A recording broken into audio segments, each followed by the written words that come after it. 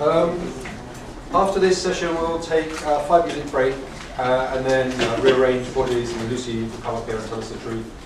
And then,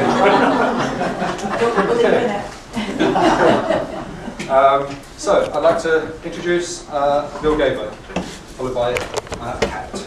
Right. Okay. Yeah, I'm the second best Bill, I guess. So what I want to do is I've been spending most of the day thinking about how I would rewrite this talk if I could, but I can't. So I'm just going to launch it and hope that I can draw out some of the points I want to make. And I'm going to start simply by jumping into a project that we did a few years ago called the Local Barometer. And what we did was we created a number of devices with small screens on them that showed little bits of information that we had scraped off the web. And we scraped the web.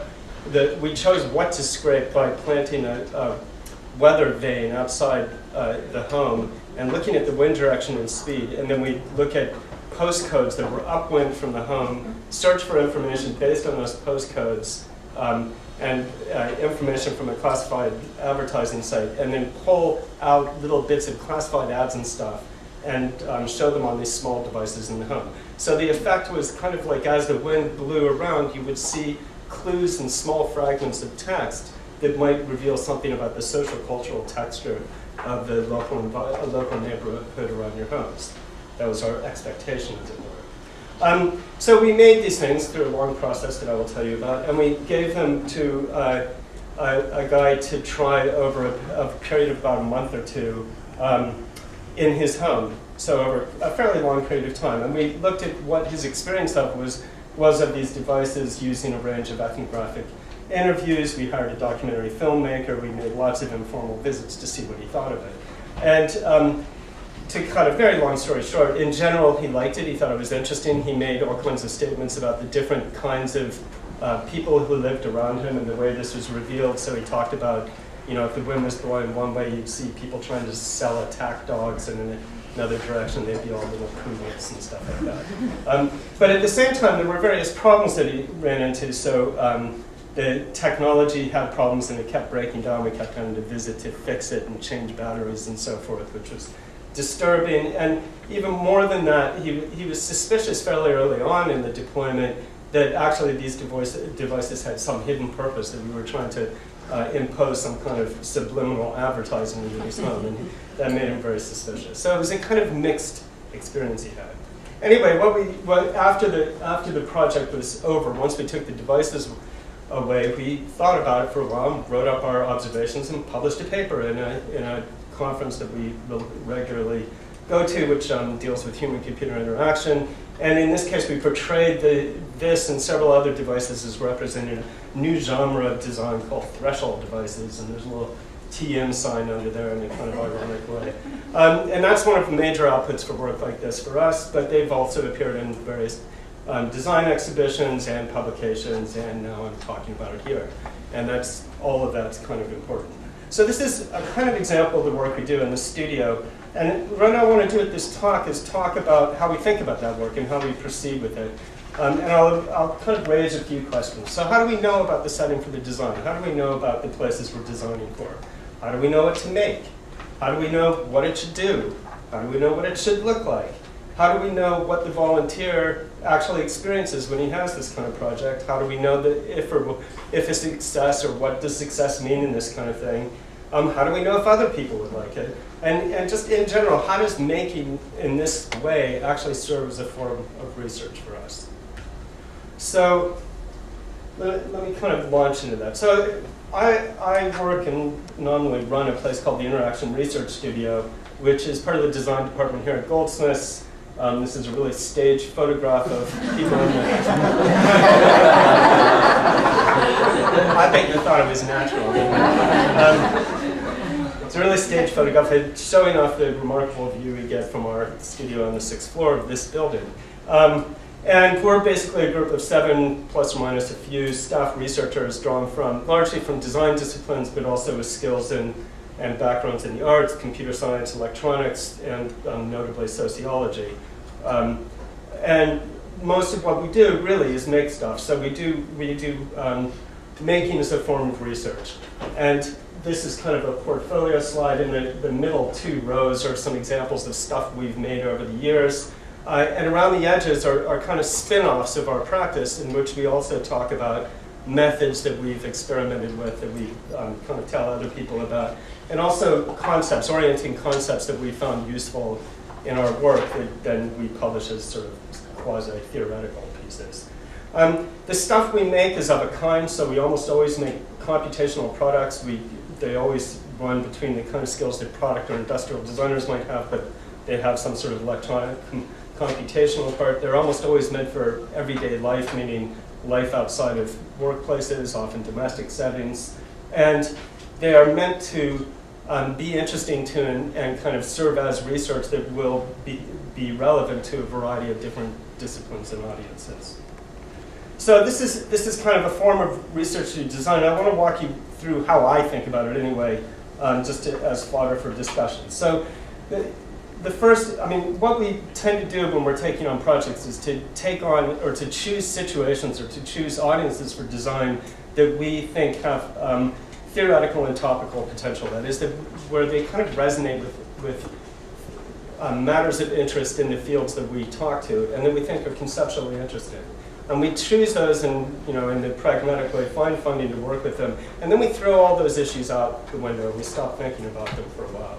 And we work as designers within those settings to address the problems and potentials that we find within those settings, build stuff, try it out, and then only later reflect back on what's happened to try to draw out insights that then feed back into those topical or theoretical topics.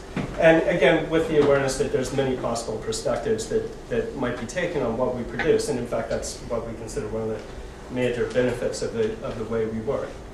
So, and we follow a kind of typical, in a way, cliched design trajectory that I'm going to walk you through a bit in the next few slides, in which we start by trying to understand the context for design. We work within that context to come up with numerous proposals for the things we might make, start to narrow down or focus our thoughts around a few ideas so that we can build prototypes, often highly finished technically and formally and so forth. And then try those in often long-term field trials with people so we can assess the results and draw some kind of conclusions from the process. So this is all a really neat process, but of course it never works anything like that. And actually, I don't think this is inspired by the squiggle on the building. I think it's the other way around, personally. But often ideas spin off into nothing. Things that we think are prototypes are actually sort of end up becoming more like proposals. And a lot of stuff that we come up with in projects never makes it through the end. So it's really, really messy. But I'm going to pretend that it's not as messy as it is, just so I can lead you through it a bit. So this is my fiction. And I just want to walk through some of the ways that we do these things, because I think there's a characteristic nature to how we do this, which in a way meshes with Harvey's talk in how, this is the designer's view of design working different from sociology. One of the things we're concerned with in the beginning of the project is to understand, or I've said, create the context for our work. So in the project I've just described, that was part of a very large project with a very open-ended topic of designing technologies for the home. And we had to understand what it meant to think about what the home was, what the home's about, what are interesting issues there, and then, in the long run, what are the possibilities for design, how might we work with that. To do that, we look at a variety of information, a variety of sources of information, which might include things that have been done in the sciences and engineering worlds, work from other technologies, design work. We look at sociology, but we look at the contemporary arts, popular press, and in the end, we'll take anything as kind of fodder for our design. And I want to argue that we treat all this stuff as kind of equally relevant. So we'll look at a sociology paper, but equally, an image like this one from the photography Gregory Cruz, who makes these remarkable staged images, is incredibly illuminating and insightful for our process. Or we found a manual that explained how you can hide contraband in your house in a variety of ways. And we thought that was pretty cool too. Or this is somebody who takes photographs in a kind of Muybridge, I've forgotten who it is, which is embarrassing, Muybridge style photographs by arranging photographic paper at the back of washing machines in a laundromat, I think dryers, in a laundromat, which we liked. So, and we also went through a period of collecting lots of somewhat dubious newspaper articles that inspired ways to think about the home, and in this case, data collection, if you want to talk about data. So we take all these influences, we just pile them up in it and try to, oh sorry, this is the last piece, I hope, which is a piece by Oleg Kavakov, a Russian artist, who's proposing the creation of paradise under your ceiling in the form of shelves with interesting objects that are just out of reach, which again was very inspirational to us. So we use all these things as sources of information, but we also go out and have methods for trying to find our own understandings of the world. So this is a bunch of probes, items that we used at the beginning of that study, drawing on cultural probes methods that we developed a long time ago. Basically we did a probe study where we gave packages of evocative tasks and materials to about 20 households around London, including things like a camera for taking pictures that we suggested, or a map where we asked them to diagram their relationships with their friends and family using found imagery like Dante's Heaven and Hell, or a device that allowed them to record an account of a dream that they'd had in 10 seconds, after which the device went off, they couldn't do anything with it. Notes for writing down rules around the house, and so forth. So a variety of just kind of interesting but slightly odd tasks, which allowed us to collect huge numbers of responses involving notes, writing, many images, a few dreams, and so forth, that then serve as kind of material that we use, a kind of textured material that we use in trying to gain insight into people's lives at home. And the probes are meant to, in a way, be counter-scientific in the way that we approach what it means to know about things. So they're really meant to disrupt clear interpretation. They're very difficult to summarize or to tell singular stories about. They're really idiosyncratic, rich, confusing, and very useful source of kind of insight about the home for us. This is just a picture of a more recent probe, just because I like occasionally showing new work. We recently worked with an illustrator for children's book who's a student here at the college, and developed a kind of open-ended children's book to ask people about their lives at home for a new project. And the theme of the children's book was to give people pages that were partially graphically laid out, that followed through this notion that started with the line, I awoke to find that I had shrunk to the size of a pea, and then follows their explorations around the home. And this is an example of somebody saying, something's exhausting, but I stumbled across, which is my new favorite place of comfort. One person drew this lovely picture of wading through a bath mat, chasing God knows what. And another person showed us various shots of inside their house and so forth. And this is just to stress that what we get back is really varied, really unpredictable, very surprising, very hard to actually, one does not analyze this, I think. One lives with it and lets it spark off ideas in the imagination.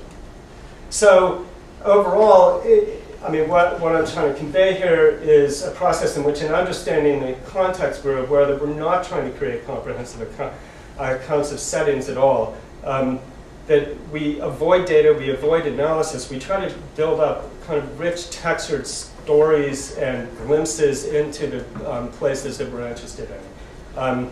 And in addition, some of the methods we use, what we're trying to get at is beyond the settings and activities. We're trying to get at people's, in a way, their hopes, their fantasies about themselves, the things they'd like to present to us, the things that they'd like to be. And we are aware always that what we get back is provisional and often fictional. So in fact, in our probe studies, we often tell people, go ahead, lie to us, that's all right. Just tell us, give us something back, but it doesn't have to be true. And in this way, through these processes, what we try to do is just amass huge amounts of materials that can inspire design. And I am reminded of a kind of vaguely, I want to say cheesy, but it's not on the slide, metaphor that Gillian Crampton Smith, who used to be director of interaction design at the Royal College of Art, made a metaphor to the way designers worked as being building a stew. So she said scientists would always try to draw apart everything until they could hold up the one thing they were interested in clearly before their eyes, whereas designers tend to throw everything into a pot, stir it around, and pull out a ladle when they're done of some kind of rich, complex broth. And I think that's a weird metaphor, but it's a nice, I mean, it's actually not a bad one. So at some point, we make this turn in our design work from understanding the context to thinking about what it is we might actually make. And that's actually a reasonably scary term, particularly when you're dealing with such an open-ended brief. So the way we have tended to do this over the years is to create a number of very large numbers of sketch proposals, which are not sketches. They're usually rendered in some way to be slightly removed from sketches and to work slightly independently.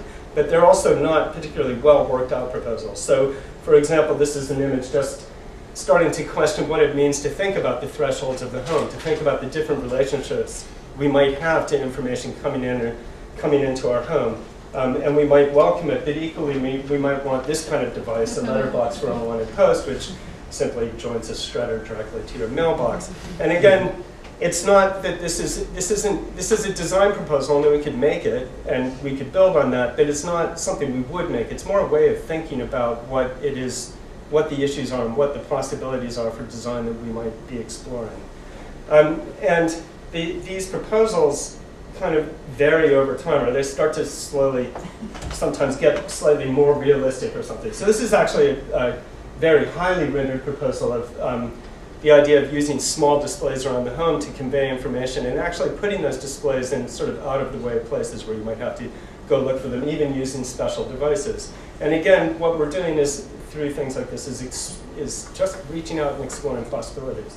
Now, the thing about a talk like this is that I can only show 3 or 4 of these things. Usually we generate about 50 or 100. And in doing that, we set up the situation where all the proposals are meaningful, but there's not too much weight on any one of them. And equally, all the proposals en masse start to create a space of possibilities. It's not just that we're looking at individual possibilities, but we're creating a feel for a territory in which we might place our designs.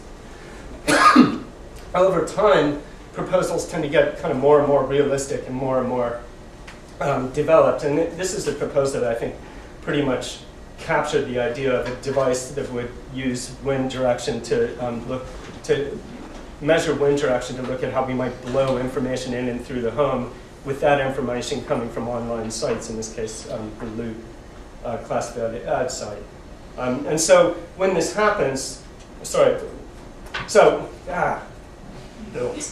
when this happens, we slowly start to kind of crystallize around ideas that we might develop. So again, the point is that, I've already said all this, that we build simple proposals, but many of them, and they work in a certain way to kind of develop a space of design for us. And then the process slowly merges on finding out where in that space we think might be an interesting place to actually build something, when we know we have an idea that feels right to us. And this is, in a way, all a matter of kind of group judgment and consensus. And then, in a way, once we've got to that point, after what can often be months of work, what we have is really a design brief. We don't know what we're going to build. We know the kind of thing we're going to build. And there's a lot of work going from that to developing actually what the thing will be. So refinement goes on in a number of different fronts simultaneously. On the one hand, we start exploring technologies we might use to actually create some device. And in this case, that was quite an important part of the project in the case of the local barometer. So we knew that we wanted small screen displays that could accept wireless information from around the home. And trying to find the technology to do that ended up being incredibly difficult. We went through something like 5 different possible technological solutions, none of which fitted our needs, until we finally decided to strip down and reconfigure a mobile phone to actually receive and display the text.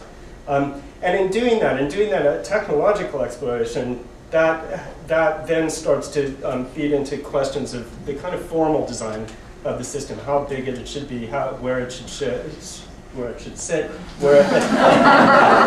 back to the toilet reference there. Where it should be, where it should sit. I said it right that time. And so forth. So we start going through huge numbers of sketches and often models that we create using rapid prototyping machines and so forth, looking at the form and the exact shape and the style and all that, all of which, as I think Harvey put it nicely, is all a way of conveying a kind of, conveys a huge amount of the meaning that of the designs that we're trying to make.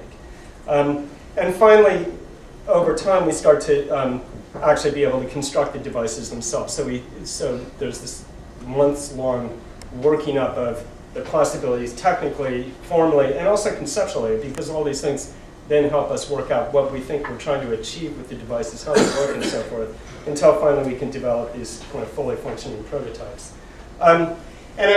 Just to say that this process involves a certain kind of knowing, but also learning over the course of it. We have a kind of set of ideas that we, in our collective minds, as we start to work on the project. But it's in the process of the making that we clarify both the possibilities of what can be made, but also what's important to us, what we think is true about this kind of situation we're trying to create through our designs. And as we do that, although we are experimental and playing with materials and so forth, we're also actually quite rigorous and quite uncompromising. And just the fact that we went through 5 different technological possibilities for creating the systems, I think indicates the way that we were really rigorous in saying, no, this isn't good enough, this isn't what we want, and sort of being very clear about, over time, and kind of emerging about what the kind of thing was that we thought we needed to create.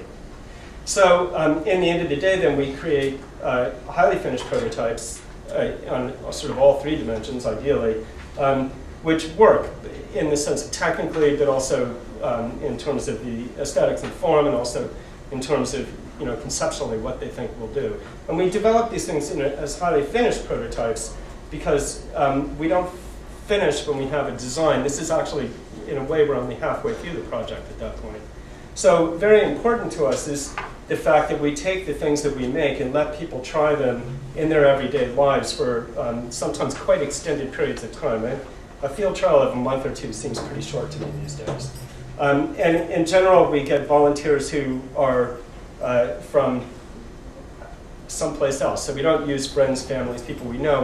We solicit volunteers who have never heard of us before, give them things to try out in their homes with fairly minimal descriptions of what it is we think those things are or for, and then gather accounts of what they've done in some of the ways that I've already told you about. And often what we try to do is gather multiple accounts. So we use ethnography quite a bit in trying to understand how people work with the things we make, but we also use much more informal visits that we make to people, and also use kind of forms of cultural commentary to get different views. And one of the things we've done several times in the past, I think quite successfully, is to hire independent documentary filmmakers to go in and make films of people using our devices, where despite the fact that we pay the filmmakers, we say this is not a film for us. This is a film that, this is a documentary film about what you find, and often introduce them to the participants without telling the filmmaker anything about actually what the design system is or what it's for, and let them discover that for themselves. And what we get back are films of them reporting on people's experience with the things we've made, where the voices describing the system and the experience of the people are really fairly separate from our own and quite independent from our own. And they're also mixed up. They're also tangled around each other. They tangle around the sociology. So we get a kind of multiple perspectives going on at once about the things we make. And that becomes, again, fodder for us to reflect about what we think has worked and what hasn't. When we're done with all this, again, this form of research, the question is what we know. Well, we can tell the kind of stories you might expect to hear about. We've developed threshold devices, and this is a great new genre of design. But in reality, I think we're aware that we don't really know very much. These projects are incredibly situated. They're incredibly particular to what actually has happened in that case. So, and that's true all the way from the beginning. So our understanding of the home is based on a variety of resources that we know are idiosyncratic, they're found, they're incomplete, they're partial, they're not generalizable. The kinds of proposals we make reveal very particular perspectives that interest us on the time. The thing we actually decide to make is one amongst many, many things that we might make. And in particular, we often do our studies with small groups of people over what, in some ways, a fairly short period of time. And the way they experience our devices, again, are very much a matter of that particular moment of time with that device for them. And so there's a sense in which we can't make very grand statements about it from the kind of traditional scientific study sense about what we've made. But what we can do is talk about them as a kind of existence proof. And this is where I think they really find interest for us. So what they are to me is, in a way, a kind of single multi-dimensional instance, a set of facts that exist that we can then sort of reason about. So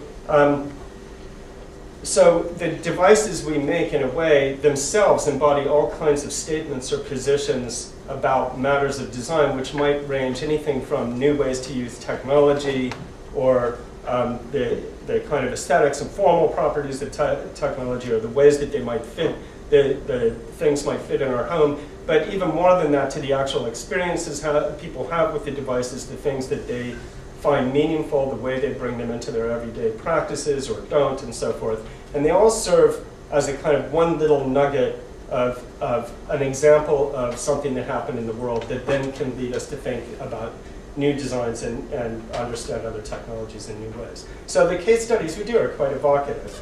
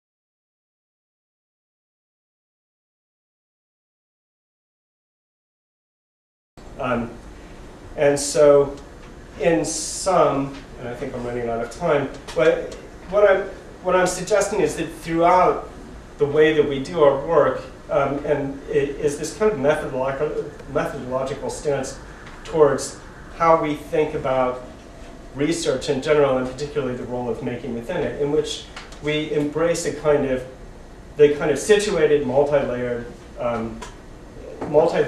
material that we work with and that we produce, and that we're very happy with the idea that the things that we do and the things that we learn are open to multiple interpretations, that there's no singular truth to be had from all this, but actually multiple possible perspectives that can be had on it.